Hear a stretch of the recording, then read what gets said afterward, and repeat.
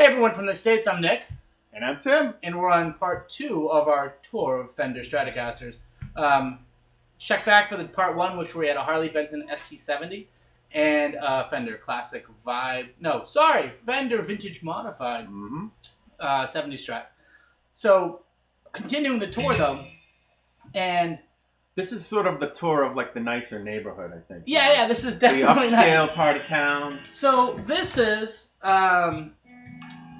I'm holding a 7-Up green Fender USA Clapton body with a Clapton bridge, with the battery, with the Clapton pickup set, but it has an American standard neck and locking tuners on it. And Tim's holding, this is a shell pink relic body by MJT, Mark Jenny's company, who does like custom shop quality relics on it. It's got a loaded Fender Tex Mex pickup guard, the kind that Jimmy Vaughn likes. Maple mid-80s all parts Japan Strat copy neck with vintage style tuners. So yeah, those tuners are really pretty cool. That guitar final setup was done by Jim Meridian, who's like a legend in the greater Boston area for setups and stuff. So it's really like your boutique-y Strat with Fender parts, and this is like basically a Clapton Strat without maybe the V-neck. One thing we noticed straight off the bat, immediately, when we changed out guitars, we didn't change any of the settings on the amp, and I was like, it's like the volume just increased almost double fold. It was like night and day. So you got to give that some thought. But for a guitar, for a guitar costing that much more, you would hope for that. Well, yeah, but if you remember, like we had a long conversation about the bridge pickup in the other Strat. Yeah. That's not. Yeah. That's pleasing to the ear.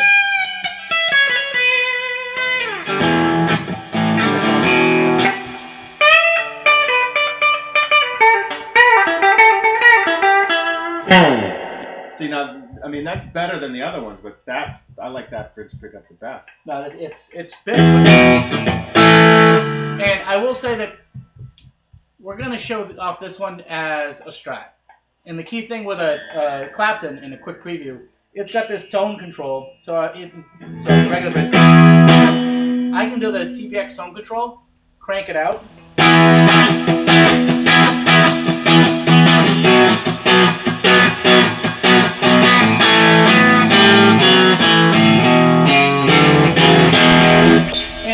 It just blows the tone out. So above 5, it does this like tone boost. And there's this little like notch there that you can tell where it ends and begins. And then, and I showed this to Tim and he was like, what? This guy is basically, it's like having an electro-harmonic soul food in the amp. And if I go up to 10 with it,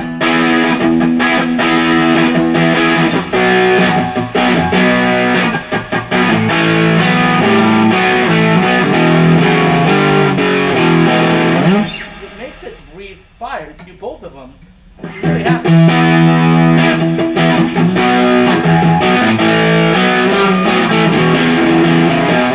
Now, can you just quickly roll it back to like a normal? So now I go back to normal. Back to the normal setting. Even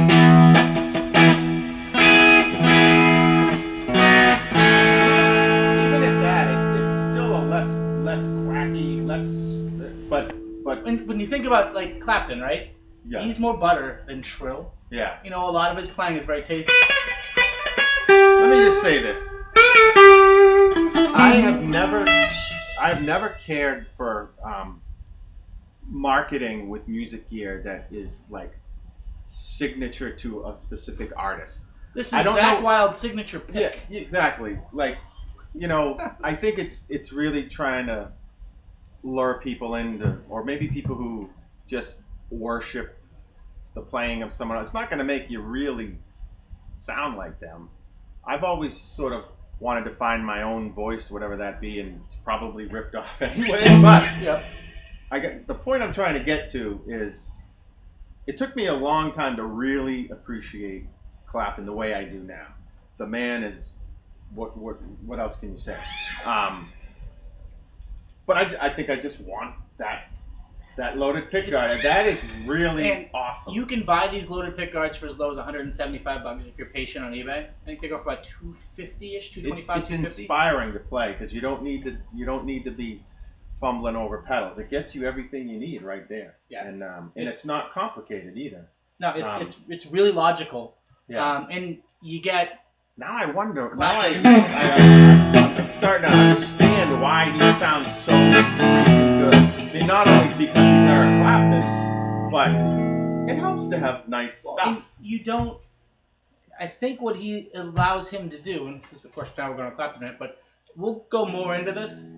I think at some point any talented guitarist would sound awesome with that loaded into their Strat. You need to go back to your pedal board mix. Yeah. Like when you think about it, you can do a lot here so you don't have to stomp. Yeah. Between 5-way switch, the tone boost, and then the overdrive boost type stuff, you got a lot of options there. Anyway. Even rolled off, I still think it doesn't have the same. It's almost. It's not really. Is it more? It's but it's just more. Yeah. I think what it is, it's just more. It's fuller, more body. Like if you go to 2 and then give me like a D. Yeah, it's janglier, thinner, janglier.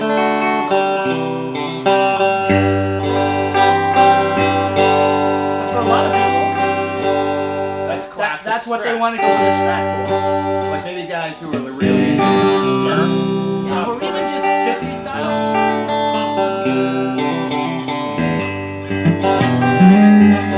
I think that would be great for someone who, just like me, feels completely comfortable with this in my hand, but maybe they're getting a little burnt out on the jangly thing, and they're wanting something more out of their Strat. You throw that in there, and now you're talking. Yep.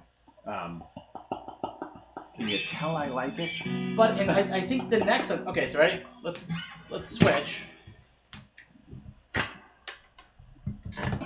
And I promise we'll do a little jammy tracky thing. We got to remember we're coming out of different amps too, so. Yep. See,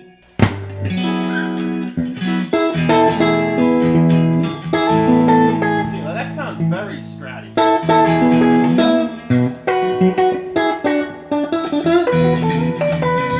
But just less, a little bit less of a harsh, trebly shrillness. I would equate that to the butter that you're talking. It's very buttery. Oh,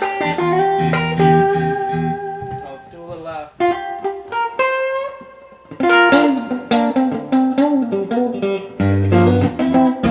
It's almost like you have two guitars built into one. You've got your Strat, and then you've got a little something else on board. You get all those SG Les Paul kind of tones. Yeah.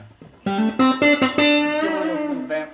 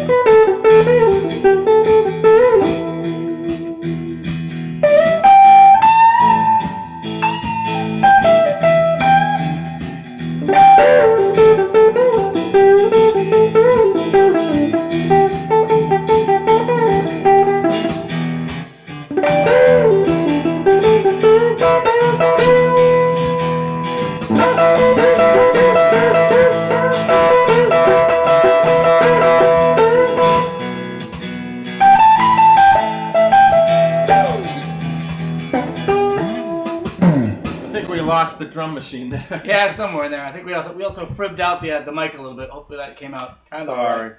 But I got carried away. So cool though. Like when you come up to the nice ones.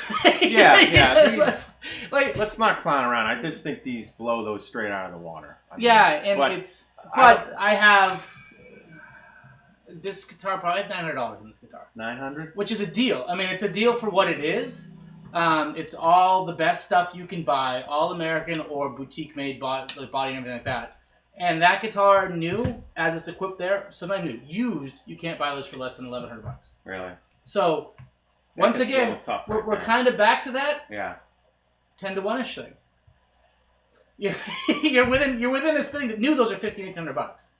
And a relic custom shop Strat like this is $26. If you really save though for a while, and you hunt around, getting something at about $1,000 is doable. Yep. It's just some of these. But what's these nice? Gibson prices at $2,000. It's crazy. What's nice though is you can drop the $150 or $200 on those, play it for the 6 months while you save, flip them pretty easy because there's always someone.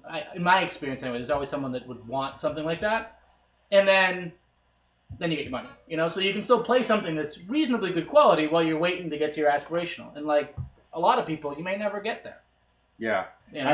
I found when we just did that jam with this, there's definitely, you got to spend some time with this thing because I felt I was getting into a little bit of muddiness with it. Like it's I couldn't not get that, as bright. The brightness, yeah. And it could be the difference of the amps. Yep. It sounded more humbuckery to me when you were playing it through the PV. It's probably just because PVs have that. It's not as much mid, I guess. It sounded a little more stratty coming through a Princeton, but that's probably Fender through Fender thing. Yep. All right, so we're gonna. All in all, nice guitar. We're gonna pull out of here and we're gonna finish this video holding the old one. So we're back. Final thoughts, and just noodled a little bit with these and felt it like you can't beat the real deal. Like it's especially the good ones. There might be some dogs out there, but they're it's tough because you've got your bottom of the barrel, like the real scraping the barrel, and stuff that I wouldn't buy, right? Yep. Then you've got these kind of guitars, which are a little bit more, not a lot of money, sound pretty damn good. Yep. And the one thing too is these are great out of the box, right? So you need strat tone, you're gonna record, you're gonna play a little bit. They're really cool. They're a loaded guard away from being a Clapton. Then you've got, like you said, your middle getting a little up in price. Now you're looking at $500-600 or something for what, like a Mexican or for a Mexi standard, and then almost $8 for a Mexi like the classic players, which are the best Mexis.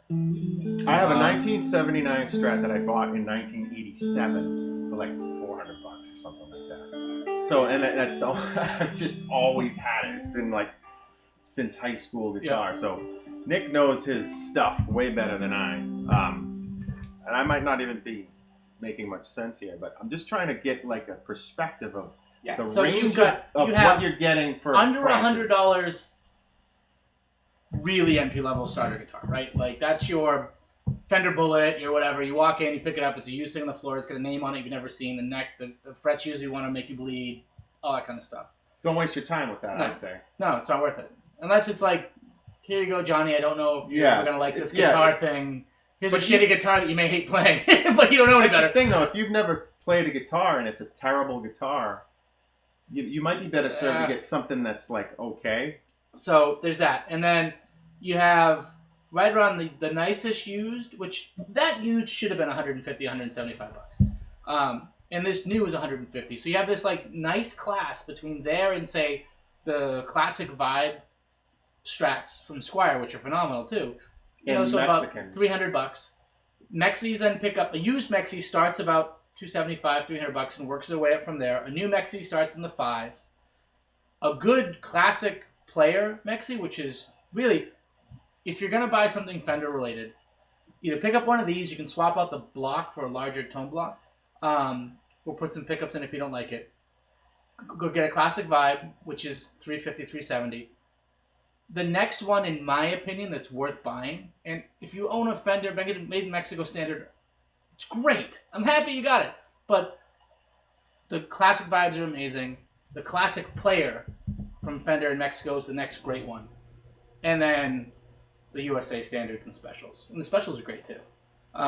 That's my things. There's ones in between there, but like those are the high points of each of those price gap jumps. But with QC in any line, all the way up to the top to the bottom, there are always going to be ones that just like, this is a good one. I like this. It's just something about it. It stays in tune. And then there are some dogs, you know. It's almost like trying on clothes, you know. You could have something that's expensive, but it just doesn't look right on you. Or it doesn't fit. You're dealing with wood, trees, magnets. You got to play along. Like you could, on the farther down you go, the more you may have to hunt, but you may find a great one. The Bentons are actually shockingly consistent, and that's actually one of their biggest strengths is you know what you're going to get with them.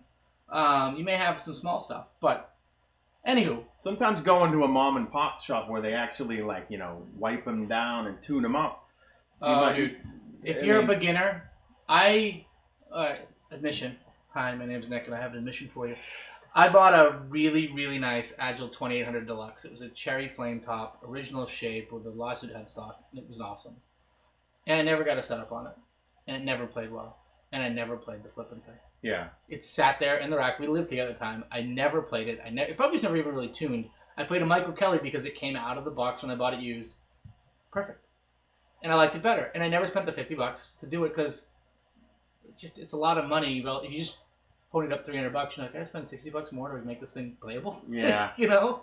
Nowadays, it's a different gig, but it reminds me to the guy starting out, set up out of the box, which is one of the Benton's many strengths. Yeah. Is really important. But anyway, we've been rambling. Let's wrap this thing up. Make of it what you will. Order of guitars. What was your order of preference of the four? Oh man. Sound wise, I got to go with the Clapton thing just because it does things that the other ones can't. Yep.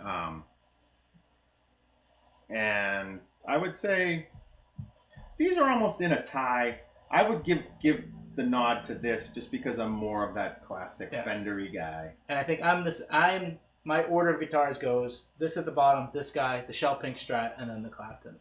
I'd probably flop them around, go this at the bottom. Benton bottom, this, and then Shell Pink in this. And the cool thing about a Strat is it's the original hot rod, right? Like a 32 Ford, you can bolt so much stuff to it because it's designed, swap with tuners, locking tuners, new pickguard, new bridge, Callahan's out. Like they're the ultimate personalizable thing. A lot of people just don't want to do the time and aggravation to do all that. But I wonder if you put the same pickups in both of these two, how they pan out then, you know. It would be interesting, and Tex Mex. That's a wonderful idea for something in the future. Cool, guys. As always, I'm Nick. And I'm Tim. And we've got issues. Take care, everybody. See ya.